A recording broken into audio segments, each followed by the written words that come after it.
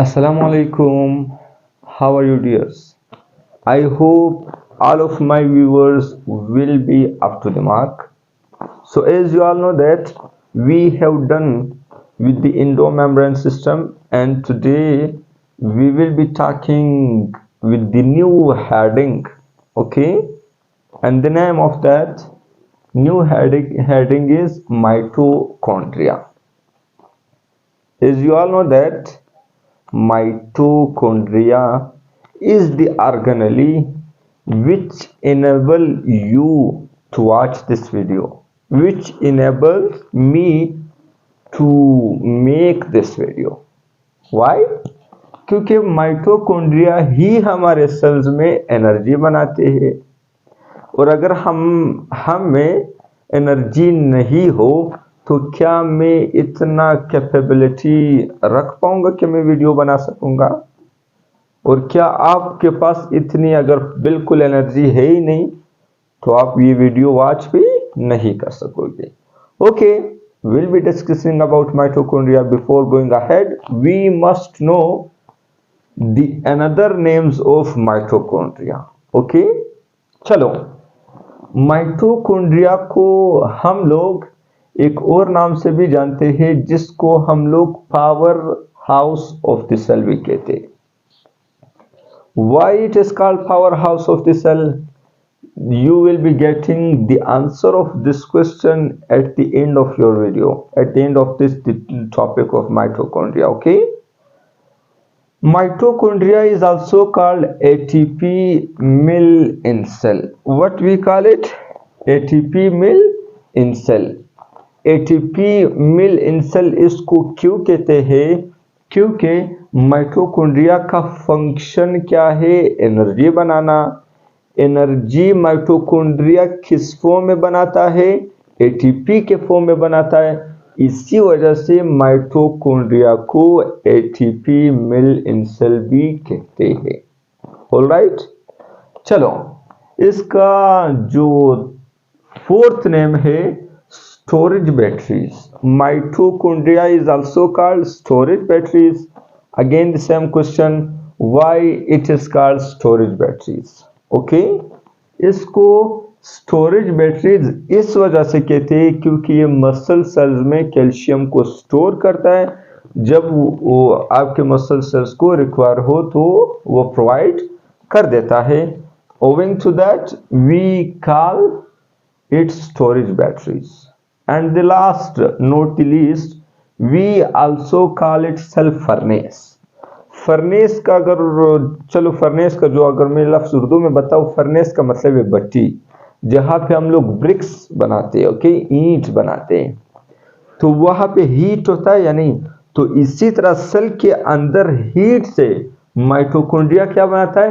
Energy बनाता है। इसी वजह से आपके माइटोकॉन्ड्रिया को सेल फर्नेस भी कहते हैं। Okay, I hope we have done with it. Okay, let's come to the main topic of mitochondria. Mitochondria, it is the first point to be noted, it is double membrane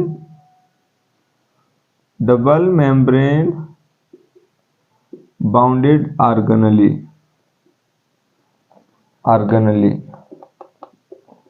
आपके पास diagram में आपको दिखाई दे रहा होगा कि जो mitochondria है ये हम लोगों के पास consisted of how many layers? 2 layers.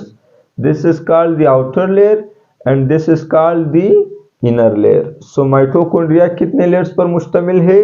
2 layers पर। एक को हम लोग आउटर लेयर और दूसरे को हम लोग इनर लेयर कहते हैं। तो यहाँ पे फर्स्ट पॉइंट पे what we have written that it is double membrane bounded organelle. Okay, I hope we have done with it. चलो, next point, second point, mitochondria को डिस्कवर किसने किया था? By whom mitochondria was discovered? एक scientist था 1890 में, जिसका नाम था आल्टमैन। जिसका नाम क्या था? आल्टमैन। उसने माइटोकॉन्ड्रिया को एस्टेब्लिश किया ऑर्गेनेली लेवल तक, और उस टाइम पर मिस्टर आल्टमैन ने उसको माइटोकॉन्ड्रिया का नेम नहीं दिया, बल्कि उसको बायोब्लास्ट कहा। What he called to mitochondria bioblast in 1890। ओके, चलो ये पॉइंट लिख लो कि Altman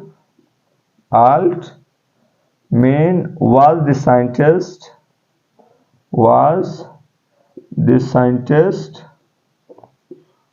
who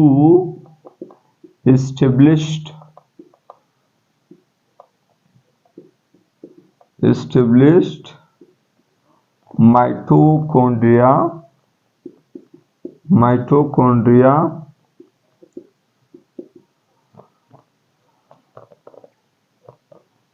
and called it, और इसको क्या नाम दे दिया, इसको उसने बायोब्लास्ट का नाम दे दिया। ग्रीन से लिख लेते हैं bioblast. What he called it, bioblast. एक साइंटिस्ट था, उसका नाम था आल्टमैन। उसने जो माइटोकॉन्ड्रिया को एस्टेब्लिश किया ऑर्गेनेली लेवल तक। ओके, यानी इसको एक ऑर्गेनेली जो लेवल दे दिया, और उसके बाद उसको माइटोकॉन्ड्रिया नहीं कहा। सबसे पहले उसने उसको क्या नाम दे दिया, बायोब्लास्ट कहा। ओके, चलो इसके बाद एक और साइंटिस्ट था। अगर आल्टमैन ने, जिसने माइटोकॉन्ड्रिया को एस्टेब्लिश भी किया ऑर्गेनेली लेवल तक, लेकिन माइटोकॉन्ड्रिया नहीं कहा, तो माइटोकॉन्ड्रिया का नेम किसने दिया? You may be asked by someone, okay, that bye whom the name of mitochondria was given.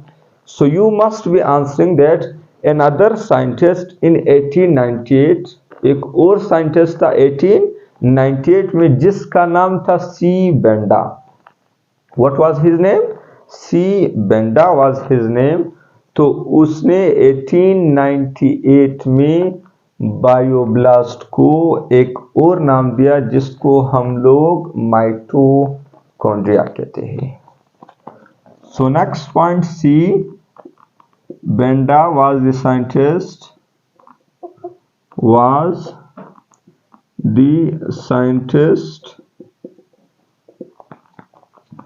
by whom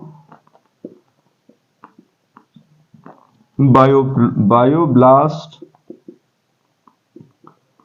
was called mitochondria. Bioblast को सी बेंडा ने क्या कह दिया, माइटोकॉन्ड्रिया कह दिया। What he called, mitochondria. I hope we have done with it.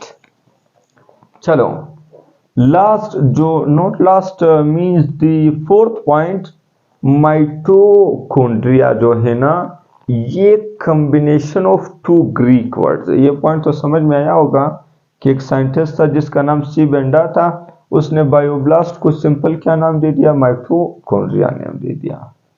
चलो क्यों दे दिया, इसका आंसर आपको नेक्स्ट फोर्थ पॉइंट में मिलेगा। Mitochondria is the combination of two Greek words. Mitochondria जो है ना, ये combination of how many Greek words है, टू ग्रीक वर्ड्स है। एक को हम लोग माइटोस कहते हैं, दूसरे को हम लोग कॉन्ड्रियोन कहते हैं। माइटोस का आपके साथ मीनिंग है थ्रेड, और कॉन्ड्रियोन का मतलब मीनिंग है ग्रेन्यूल्स। तो माइटोकॉन्ड्रिया थ्रेड लाइक, जो लुक लाइक थ्रेड, और ग्रेन्यूल्स जो इलोंगेटेड और जो स्फेरिकल था या इलोंगेटेड था। यानी माइटोकॉन्ड्रिया का जो स्ट्रक्चर था वो थ्रेड लाइक दिखाई दे रहा था या ग्रेन्यूल्स की तरह दिखाई दे रहा था, जो सिर्फ और सिर्फ क्या था, स्फेरिकल या इलोंगेटेड था। इसी बुनियाद पर मिस्टर सी बेंडा ने बायोब्लास्ट को माइटोकॉन्ड्रिया कह दिया। I hope we have done with it. चलो ये पॉइंट भी लिख लो कि mitochondria is the combination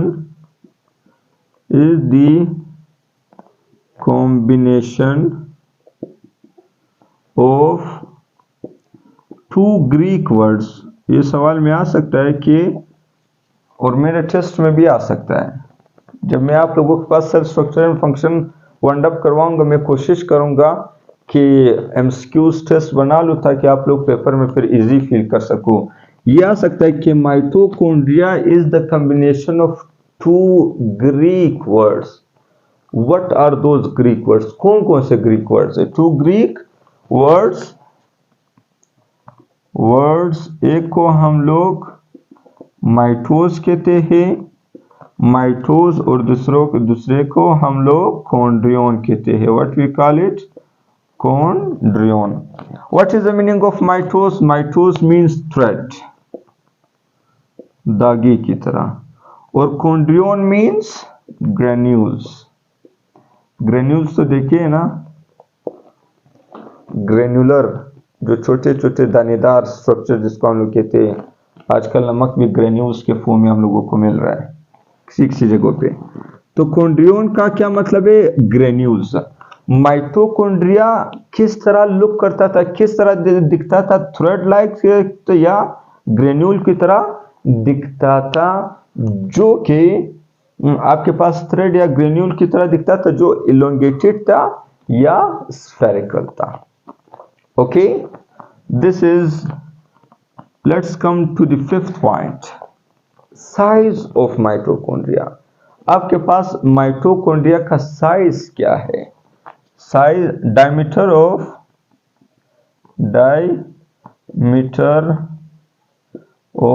mitochondria is, आपके पास जो माइटोकॉन्ड्रिया का जो डायमीटर है वो 0.2 से लेकर 1 माइक्रोमीटर तक है, और इसका एंड लेंथ ऑफ माइटोकॉन्ड्रिया, और इसका लेंथ के कितना है? Length of mitochondria is, mitochondria कहां से कहां तक है? 1 से लेकर 4 माइक्रोमीटर तक है। 1 to 4 micrometre. Okay, this is micro, this is not X. आपके पास डायमीटर ऑफ माइटोकॉन्ड्रिया, डायमीटर तो पता है ना, ये सर्कल आप ड्रॉ कर दो। चलो मैं यहाँ पे, अगर आपको दिखाई दे रहा है, इस सर्कल में यहाँ से लेकर यहाँ तक अगर मैं बिल्कुल सेंटर से इसको क्या कर दूं? हाफ कर दूं, तो इस लाइन को मैं क्या कहूँगा? डायमीटर कहूँगा। What we call it? Diameter. तो आपके पास माइटोकॉन्ड्रिया का डायमीटर कितना है? 0.2 से लेकर 1 माइक्रोमीटर तक है, और आपके पास माइटोकॉन्ड्रिया का जो लेंथ है वो 1 से लेकर 4 माइक्रोमीटर। तो डायमीटर ऑफ माइटोकॉन्ड्रिया हम लोगों के पास क्या है? 0.2 से 1 माइक्रोमीटर तक है, और इसका लेंथ ऑफ माइटोकॉन्ड्रिया आपके पास 1 to 4 माइक्रोमीटर है। अभी साइज के बारे में बात तो कर ली, शेप ऑफ माइटोकॉन्ड्रिया के बारे में बात करते हैं। शेप ऑफ माइटोकॉन्ड्रिया, आपके पास माइटोकॉन्ड्रिया का जो शेप है वो सिलेंड्रिकल है। कौन सा शेप है उसका? सिलेंड्रिकल शेप है। ओके, या इस शेप को हम लोग सिलेंड्रिकल है, या इसको सॉसेज भी कहते हैं। आप लोग अगर पार्क में गए हो तो सॉसेज देखा होगा। सॉसेज उस झूले को कहते हैं जहाँ पे एक बंदा एक साइड पर बैठता है और दूसरा बंदा और दूसरे साइड पर, जिसका वजन ज्यादा हो वो ऊपर हो जाता है। ओके, हम लोग पश्तो में इसको जगबाबा लड़के कहते हैं। ओके, तो माइटोकॉन्ड्रिया का जो शेप है वो सिलेंड्रिकल या सॉसेज होता है। चलो आप लोग यहाँ तक स्क्रीनशॉट ले लीजिए, फिर आगे बात करेंगे। एक लास्ट पॉइंट भी लिख लो यार, आपके पास माइटोकॉन्ड्रिया जो है ना, ये सेल में वैसे दिखाई देने वाला नहीं है। अगर आप माइक्रोस्कोप में देख भी लो तो आप नहीं देख सकते हो, इट इजंट विजिबल। तो इसके लिए हम लोग एक व्हाट वी से एक स्टेन यूज करते हैं, एक डाई, एक कलर यूज करते हैं, ताकि उसको हम लोग पहले स्टेन कर ले, कलर कर दे, फिर उसके बाद माइटोकॉन्ड्रिया हम लोगों को विजिबल हो जाएगा। तो वो स्टेन का नाम याद रखना जरूरी है, क्योंकि ये आपसे पूछ सकता है, और हो सकता है मेरे ख्याल से लास्ट टाइम नीट एग्जाम में आया था कि which stain is used to stain mitochondria. उसका नाम आपके पास जेनस ग्रीन है। क्या है?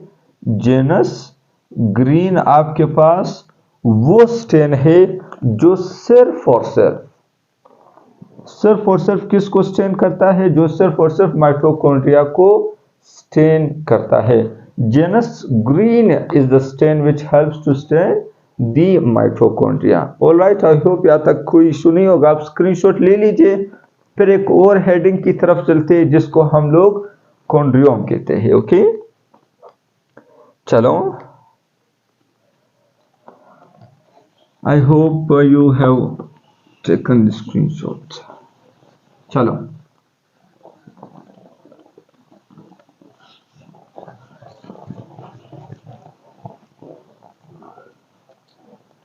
अभी एक और टॉपिक, एक और हेडिंग आ जाता है जिसको हम लोग क्या कहते हैं? कॉन्ड्रियोम कहते हैं। What we call it? Chondriome. कॉन्ड्रियोम।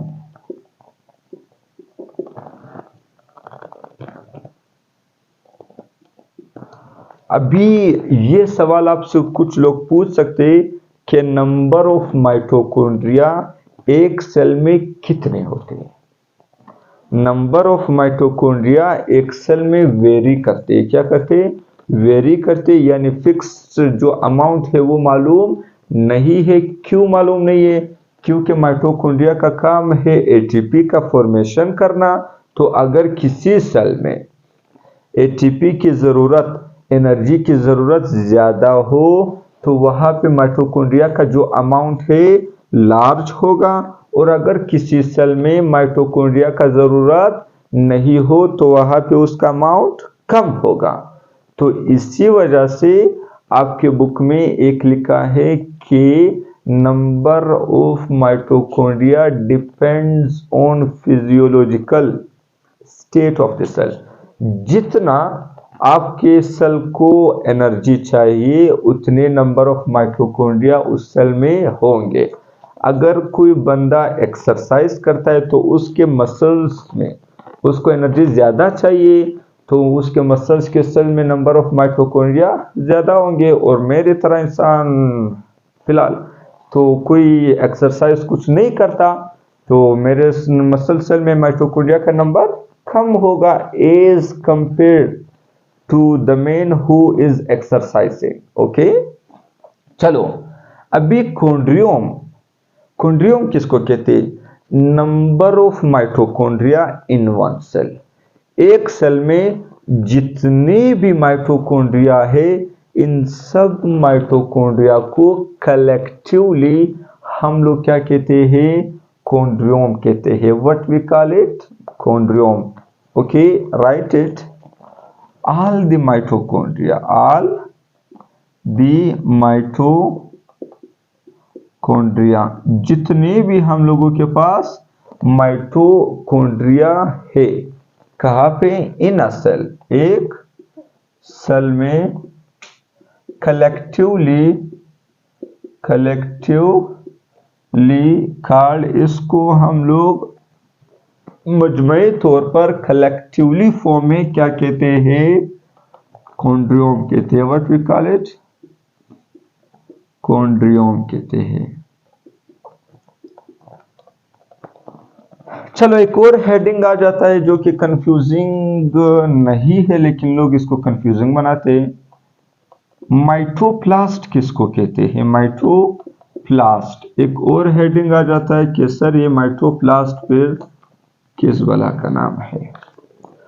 आप देख लो, ये मैंने माइटोकॉन्ड्रिया का स्ट्रक्चर बनाया हुआ है, ये इसका आउटर मेम्ब्रेन है and this is the inner membrane of mitochondria. Okay, अगर मैं माइटोकॉन्ड्रिया का आउटर मेम्ब्रेन को क्या कर दूं?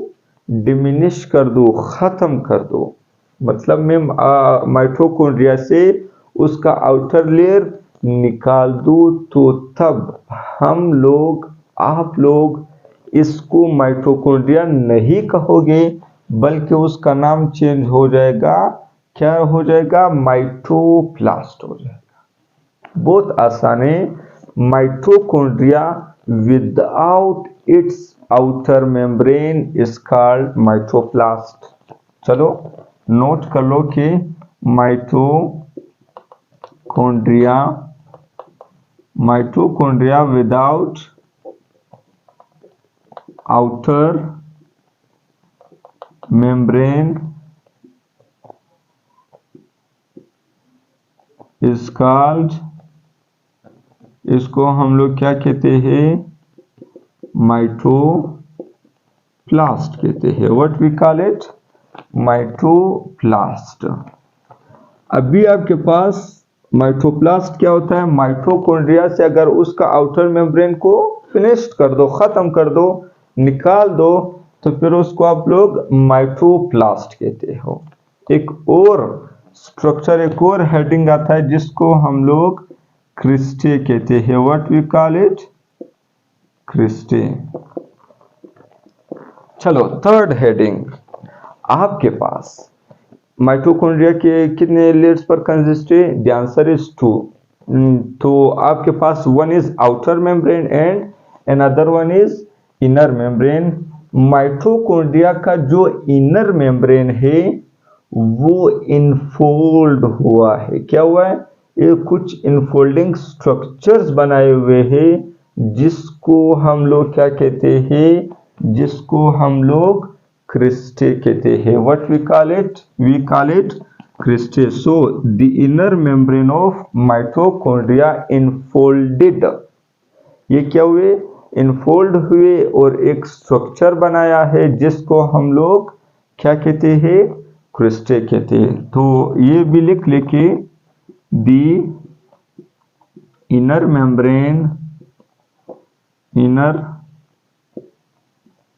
Membrane of mitochondria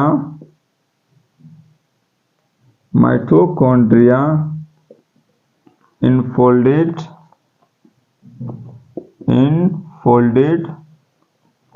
and called, हम लोग उसको क्या कहते हैं? हम लोग इसको क्रिस्टे कहते हैं। What we call it? We call it cristae. इसी तरह आपके माइटोकॉन्ड्रिया के ऊपर यानी क्रिस्टे पर कुछ पार्टिकल्स आपके पास मौजूद है जिसको हम लोग F0 F1 पार्टिकल के।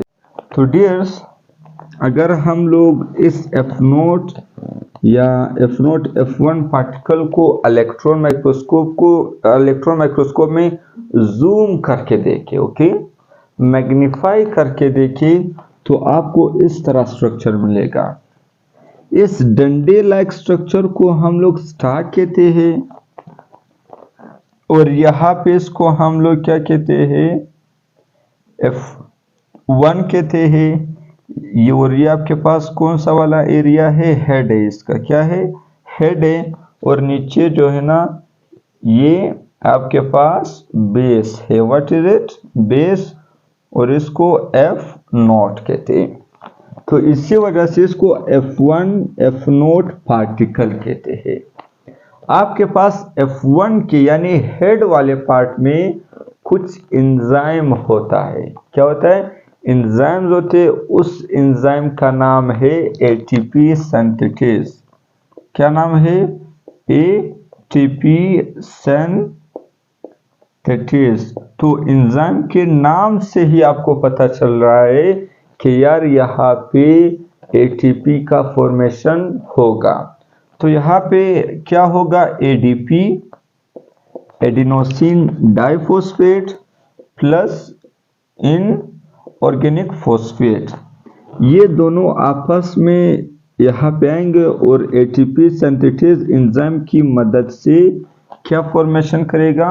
एटीपी बनाएगा। क्या बनाएगा? एटीपी बनाएगा। तो आपके पास जो एटीपी सिंथेटेज जो एंजाइम है वो F1 पार्टिकल के कौन से वाले एरिया में, कौन से वाले पार्ट में? हेड वाले पार्ट में। ओके, यहाँ तक आई होप कोई इशू नहीं होगा। क्रिस्टे के बारे में हम लोग डन कर दिया, F1 पार्टिकल के बारे में भी पढ़ लिया। चलो अभी आपके पास एक और ज़रूरी टर्म है जिसको हम लोग ऑक्सीडेटिव फॉस्फोराइलेशन कहते हैं। ये कहाँ पे होता है? आप स्क्रीनशॉट ले लीजिए, then I will be removing it. Okay, चलो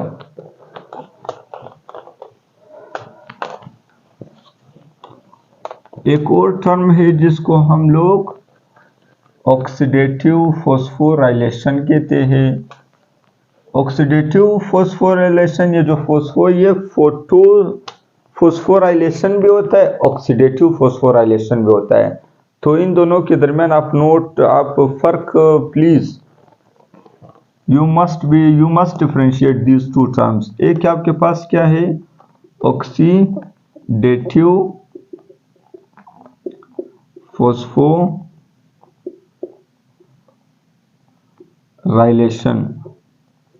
और दूसरा आपके पास फोटोफॉस्फोराइलेशन होता है। फोटोफॉस्फोराइलेशन जब मैं आप लोगों को इसके बाद जो टॉपिक है प्लास्टिड वो जब पढ़ेंगे, फिर मैं ऑक्सीडेटिव फॉस्फोराइलेशन और फोटोफॉस्फोराइलेशन के दरमियान जो फर्क है वो भी बताऊंगा। क्या है इसका डेफिनेशन? सिंपल, कुछ भी सख्त नहीं है। आपके पास ATP formation, which formation? ATP formation. ATP formation का मतलब है एटीपी का बनना। कहाँ पे? In mitochondria. खत्म। अगर एटीपी फॉर्म हो जाए कहाँ पर? माइटोकॉन्ड्रिया में, तो इस तरह के प्रोसेस को हम लोग क्या कहते हैं? ऑक्सीडेटिव फॉस्फोराइलेशन कहते हैं। Done. Okay, next heading of the topic, आपके पास आउटर मेम्ब्रेन में और इनर मेम्ब्रेन में आपके पास क्या क्या डिफरेंसेस है इसके बारे में पढ़ते हैं। ये सिर्फ पहले आप ये बात सुन लो कि आउटर मेम्ब्रेन में आप लोगों के पास कुछ पोरेंस, कुछ सुराखें मौजूद होते हैं जहां से जो बाहर वाले सब्सटेंसेस है वो अंदर आ सकते हैं। सुराखों की मदद से क्या आ सकते हैं? आ सकते हैं। और आपके पास इनर मेम्ब्रेन में कोई भी पोरेन मौजूद नहीं होता। तो ये स्ट्रक्चर जो है ना, ये इस तरह है। चलो मैं अगर आप लोगों के लिए बनाऊं, देख लो। ये आउटर मेम्ब्रेन है। आउटर मेम्ब्रेन में भी आप लोगों के पास कितने लेयर्स है? 2 लेयर्स है। How many layers? 2 लेयर्स। आपके पास आउटर मेम्ब्रेन में ये outer membrane of outer layer है, ये outer membrane of inner layer है। इसको आप सुन लो कि ये जो है ना आउटर मेम्ब्रेन तो है किसका? Of outer membrane. यानी ये तो खुद तो आउटर मेम्ब्रेन है, ये भी कितने लेयर्स पर कंसिस्ट है? 2 लेयर्स पर कंसिस्ट है। ये इसका आउटर मेम्ब्रेन है और ये इसका इनर मेम्ब्रेन है। तो हम लोग ये नहीं कह सकते कि inner membrane of inner layer, नहीं, इनर लेयर अलग है। ये इनर लेयर है आउटर मेम्ब्रेन का, ये इनर लेयर है इस वाले मेम्ब्रेन का। और इसी तरह आपके पास 2 और लेयर्स होते हैं। ये आउटर मेम्ब्रेन है इनर मेम्ब्रेन का। आउटर लेयर ऑफ या outer membrane of inner membrane, और ये inner layer of inner membrane.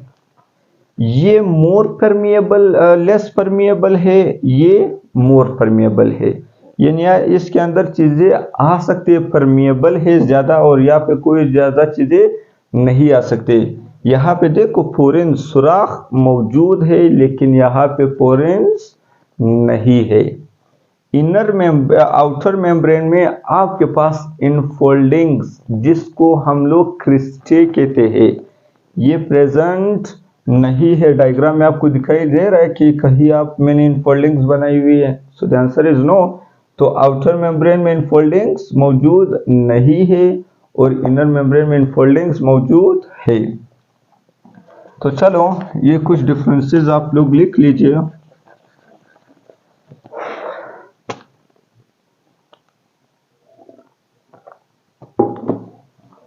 मेरे गले का इशू है, पानी बार बार पीना पड़ता है। ओके, क्या आउटर मेम्ब्रेन MEM का मतलब है मेम्ब्रेन, इनर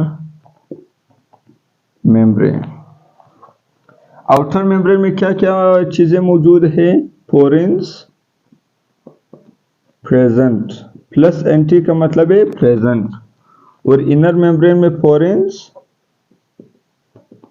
माइनस एंटी का मतलब है एब्सेंट। और आउटर मेम्ब्रेन आपके पास मोर परमिएबल है, क्या है? मोर परमिएबल है। और इनर मेम्ब्रेन आपके पास लेस परमिएबल है। इसी तरह आउटर मेम्ब्रेन में फिर क्रिस्टे जो है ना वो एब्सेंट होते हैं। क्रिस्टे आप लोगों के पास नहीं होता, लेकिन इनर मेम्ब्रेन में क्रिस्टे क्या होते हैं? प्रेजेंट होते हैं। लास्ट पॉइंट, आउटर मेम्ब्रेन में आप लोगों के पास एंजाइम्स जो है ना ये नेग्लिजिबल अमाउंट में, यानी इतने अमाउंट में आपके पास नहीं है, लेकिन इनर मेम्ब्रेन में आपके पास एंजाइम्स और इलेक्ट्रॉन कैरियर्स प्रेजेंट होते हैं, क्योंकि क्रेब्स साइकिल, TCA साइकिल सारे यहाँ पे चलेंगे ना, तो इस वजह से इनर मेम्ब्रेन में आपके पास एंजाइम्स प्रेजेंट होते हैं। तो एंजाइम्स एंड इलेक्ट्रॉन कैरियर्स क्या होते हैं? ये सारे चैप्टर नंबर 4 बायो एनर्जेटिक्स में हम लोग पढ़ेंगे। Enzymes and electron carriers are in large amount. कहाँ पे होते? Large amount. लेकिन आउटर मेम्ब्रेन में एंजाइम जो है ना, enzymes are in negligible amount में होते हैं, नेग्लिजिबल अमाउंट में होते हैं। तो ये आपके पास कुछ डिफरेंसेस भी हो गए कि आउटर मेम्ब्रेन और इनर मेम्ब्रेन ऑफ माइटोकॉन्ड्रिया में क्या क्या डिफरेंस है। ऑक्सीडेटिव फॉस्फोराइलेशन भी हो गया। लास्ट जो चीज हम लोगों के पास रहता है, तो फिर हम लोग ये वीडियो वाइंड अप करेंगे। मेरा भी गला दर्द शुरू कर लिया। चलो, function of mitochondria. I want to remove it, yes. Okay, I hope आप लोगों ने स्क्रीनशॉट लिया होगा, या अगर कोई बंदा लिख रहा है तो इससे अच्छी बात है ही नहीं।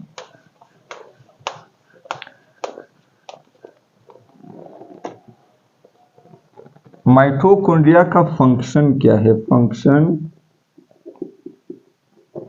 Function of mitochondria. नंबर 1 इसका जो आपके पास फंक्शन है, ये साइट है किसका? Of aerobic respiration.